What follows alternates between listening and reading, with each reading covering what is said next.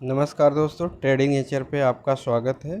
आज के इस वीडियो में हम बात करेंगे एसआईपी और ईटीएफ क्या होता है, तो दोनों कैसे इन्वेस्ट किए जाते हैं और किसके लिए ये एसआईपी और ईटीएफ आइडियल है, इस पे हम लोग बात करते हैं। देखिए, एसआईपी और ईटीएफ जो है, दोनों जो है एक पॉपुलर इन्वेस्टमेंट है।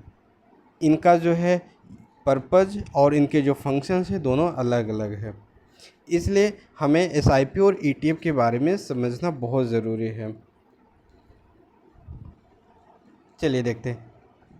हमारा जो एसआईपी है ना, वो एक ऐसा मेथड है जिसमें आप पैसे को, जैसे आपके पास कुछ अमाउंट है, आप उसको फिक्स अमाउंट जमा कर सकते हैं, या फिर आप जो है उस अमाउंट को थोड़े थोड़े अमाउंट में डिवाइड करके आप उसको जमा कर सकते हैं।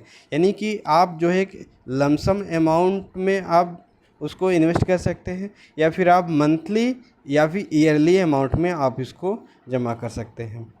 ठीक है। इसका इन्वेस्टमेंट अप्रोच क्या होता है? इन्वेस्टमेंट अप्रोच ये एक डिसिप्लिन अप्रोच है इन्वेस्टिंग करने का, और आपके जो वेल्थ है ना, वो ओवर द टाइम रेगुलरली जो है ये इन्वेस्टमेंट के साथ बढ़ता रहेगा। फ्लेक्सिबिलिटी इसकी क्या मिलेगी हमें? फ्लेक्सिबिलिटी जो है इसमें आपको रिलेटिवली एक छोटा सा अमाउंट आप इसमें जमा कर सकते हैं, यानी कि मिनिमम जो है आप 100 रुपये से भी एसआईपी आप शुरुआत कर सकते हैं। टाइप्स ऑफ फंड इसमें क्या होगा?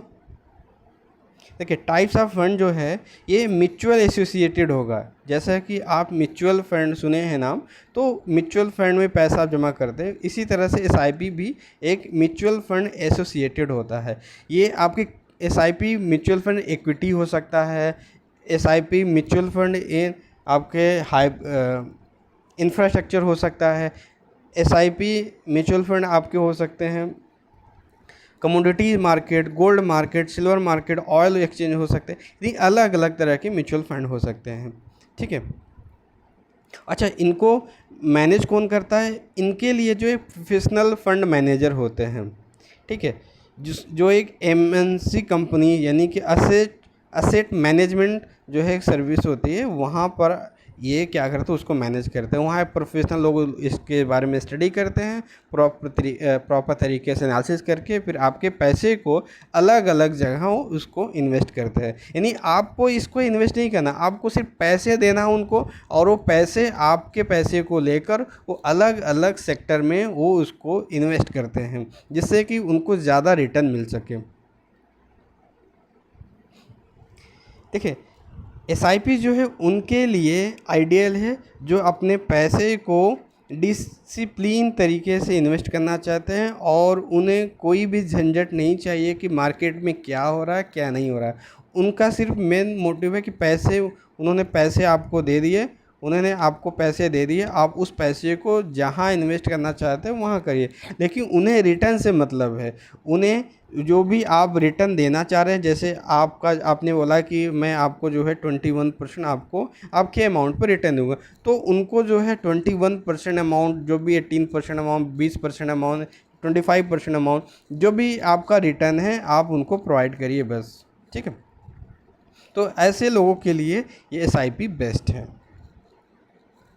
अच्छा, एसआईपी जो है ज़रूरी नहीं कि ये 21% अमाउंट आपको दे, 21% रिटर्न आपको दिखा रहा है तो आपको 21% ही आपको रिटर्न मिलेगा, ऐसा नहीं। इसमें भी जो है फ्लक्चुएसन होते हैं। इसमें भी कभी जो है आपको 25% मिल गया, किसी ईयर में आपको जो है 15% ही मिला।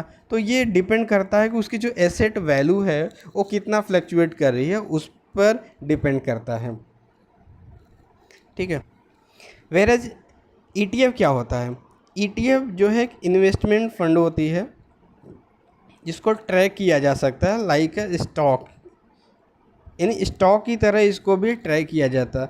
ये कहाँ ट्रेड की जाती है? स्टॉक एक्सचेंजेस पर ट्रेड की जाती है। जैसे आप स्टॉक को खरीदते हैं और बेचते हैं, उसी तरह से ईटीएफ भी खरीद और बेच सकते हैं। ये ईटीएफ जो है एक्सचेंज पर जो है अंडरलाइन होती है, यानी कि ये एक्सचेंज पर ही ट्रेड की जाती है। जैसे कि आपकी एनएसई तो NSE की बात करें तो जैसे NSE हो गया आपका निफ्टी 50, तो निफ्टी 50 हो गया, BSE हो गया जिसे बोलते हैं सेंसेक्स। तो यहाँ पर जो है हम क्या करते हैं, ETF खरीद सकते हैं। तो ETF जैसे खरीदेंगे, सपोज डेट कि आप अगर निफ्टी 50 में पैसा इन्वेस्ट करना चाहते हैं, निफ्टी 50 में पैसा इन्वेस्ट करना चाहते हैं, लेकिन निफ्टी 50 जैसा कि आपको पता है निफ्टी 50 आपको अलाउ नहीं करता है कि आप उसमें ट्रेड करें। उसका जो है प्राइस सपोज डेट 25,000 के अराउंड चल रहा है, तो 25 के अराउंड प्राइस चल रहा है, तो ये एक बड़ा प्राइस है, इसको जो है ख़रीदना थोड़ा सा मुश्किल है। अगर आपके पास 25,000 रुपये तब इसको खरीद पाएंगे, अगर आपके पास कम पैसे क्या तब भी इन्वेस्ट कर पाए, हाँ बिल्कुल कर सकते हैं।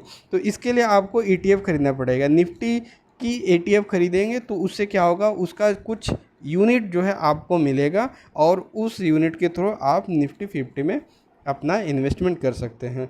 ठीक है, इसका इन्वेस्टमेंट अप्रोच क्या होना चाहिए? देखो, इसका इन्वेस्टमेंट अप्रोच जो है एक डाइवर्सिफाइड पोर्टफोलियो की तरह होते हैं, यानी अपने पोर्टफोलियो को मैनेज कर सकते हैं, बढ़ा भी सकते हैं, घटा भी सकते हैं, जब चाहे उसको बेच सकते हैं। ठीक है, अब इसको कब बेचेंगे, इसके लिए टाइम है ट्रेडिंग डे, यानी कि मार्केट जब भी ओपन होगा 9:15 से लेकर 3:30 के बीच में कभी भी आप इसको खरीदो बेच सकते हैं। ये फ्लक्चुएट करते रहते हैं। इसकी फ्लेक्सिबिलिटी क्या है? देखिए, ETF की फ्लेक्सिबिलिटी है कि ये ट्रेडिंग कर सकते हैं, जैसे हम स्टॉक में ख़रीद और बेच सकते हैं, इस तरह से इसमें भी ख़रीद और बेच सकते हैं। अच्छा, इसमें सबसे इम्पॉर्टेंट बात यह है कि generally have the lower expense ratio compare to the mutual fund. आपने सुना होगा कि म्यूचुअल फंड में जो एक्सपेंस रेशियो है ना, वो आपके 1% से लेकर 2% तक भी इंक्रीज़ कर जाते हैं कभी कभी। यानी आप पैसे इन्वेस्ट किया, जैसे आपने 1,000 रुपये इन्वेस्ट किया, अगर 1% होगा तो इसका जो है आपका 10 रुपये पहले कट जाएगा, फिर 990 रुपये आपका इन्वेस्ट होगा। लेकिन ETF में क्या है, इसके कंपेरिजन बहुत ही कम है, यानी कि नियर अबाउट जो है इसका एक्सपेंस रेशियो है 0.05%। यानी कि जहां आप 10 रुपये आपका अमाउंट कट रहा था, वही अब आपका जो है 0.5 यानी 50 पैसे, बहुत ही नीचे है आपका जो है एक्सपेंस रेशियो। और SIP में क्या होता है, SIP में जो एग्ज़िट लोड भी होता है। जैसे आप पैसे को, जैसे आपने पैसा इन्वेस्ट किया, अगर आप 1 साल के अंदर आप उसको बेचना चाहते हैं, 1 साल के अंदर आप पैसे को निकालना चाहते हैं, तो आपको 1% से लेकर 2.5% तक आपको एग्जिट लोड देना पड़ेगा। लेकिन ETF में ऐसा नहीं। ETF में जैसे स्टॉक आपने ख़रीदा और बेचा, इस तरह से इसमें आप खरीद और बेच सकते हैं, इसमें कोई भी एग्ज़िट लोड नहीं लगता है, यानी कि नो एग्ज़िट लोड, इसमें कोई भी एग्ज़िट लोड नहीं लगता है। इसलिए ये बहुत ही अच्छा है ETF, इसकी फ्लेक्सिबिलिटी है। ठीक है, टाइप ऑफ फंड क्या है इसमें? तो इसका जो टाइप ऑफ फंड जो है ये ऐसा डिज़ाइन किया गया है, ये परफॉर्मेंस ऑफ इंडेक्स या सेक्टर हो सकता है, यानी किसी पार्टिकुलर स्टॉक पे ये जो है ETF नहीं होता, ये एक एक्सचेंज पे होता है, इसलिए सेक्टर वाइज जो है ये ETF बने होते हैं। तो जैसा पूरा सेक्टर जो है जैसे परफॉर्म करेगा, अगर ऊपर जा रहा है तो हमारा ETF भी ऊपर जाएगा, अगर सेक्टर ऊपर से नीचे आ रहा है तो हमारा ETF भी जो है नीचे आएगा। तो जैसा कि आप देखें, निफ्टी अगर देखें आज से 20 साल पहले कितना था, तो आप निफ्टी कितना नीचे था और आज कितना ऊपर हो गया। नियर अबाउट अगर देखें, निफ्टी उस समय जो है 1,000 2,000 चल रहा था और आज निफ्टी कितना है, 25,000 चल रहा है।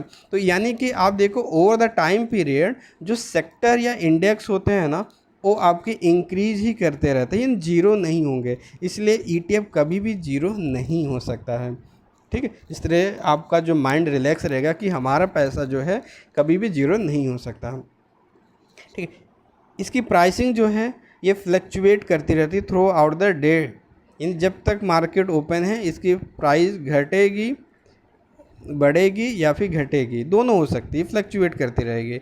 आप जहाँ चाहें, आपको चाहिए कि आप चाहते हैं कि अगर प्राइस नीचे है तो मैं खरीदूँ, तो आप जो है अपना लिमिट लगाकर इसमें ऑर्डर डाल सकते हैं। जब प्राइस आपके फेवर में आएगा तो ऑटोमेटिक परचेज हो जाएगा। इस तरह से आपको एक बहुत ही अच्छा फ्लेक्सिबिलिटी मिल रही है इसमें कि आप जब चाहें इसको खरीदो बेच सकते हैं। अच्छा, ये किसके लिए आइडियल है? तो अगर देखें तो तो ये निफ्टी जो है सॉरी ETF जो है सूटेबल है इन्वेस्टर जो looking for the flexibility in trading, जिनको फ्लेक्सिबिलिटी ज़्यादा चाहिए उनके लिए जो है ये ETF आइडियल है। ठीक है, इनका लोअर एक्सपेंस रेशियो है। Who want to invest in the broad market index or specific sector, जो स्पेसिफिक सेक्टर जैसे हमें अगर आप चाहते हैं कि मैं जो है IT में सिर्फ IT में इन्वेस्ट करना चाहता हूं और मुझे कोई स्टॉक नहीं खरीदना है, तो आप IT का जो है आप ETF ले लीजिए। तो IT की ETF ले लेंगे तो IT जिस तरीके से परफॉर्म करेगी उस तरह से आपके ETF भी परफॉर्म करेगा। ठीक है, तो ये वीडियो कैसा लगा? अगर ये वीडियो आपको अच्छा लगा तो इसे लाइक, सब्सक्राइब और शेयर ज़रूर करें। हम नेक्स्ट वीडियो में लेके आएंगे कि SIP और ETF में कौन बेस्ट है, हमें किस में इन्वेस्ट करना चाहिए। तब तक के लिए धन्यवाद।